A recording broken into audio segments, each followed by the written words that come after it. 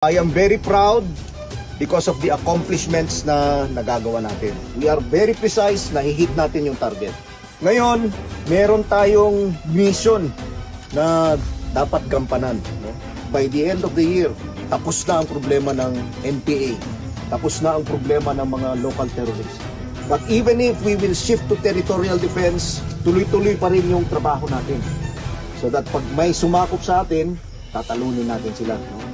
We will defeat them, not just with regular forces, but also with reserve forces. Huwag tayong magpa-apekto sa political na nangyayari.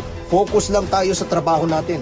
The Armed Forces of the Philippines is one of the institutions that is keeping our country together.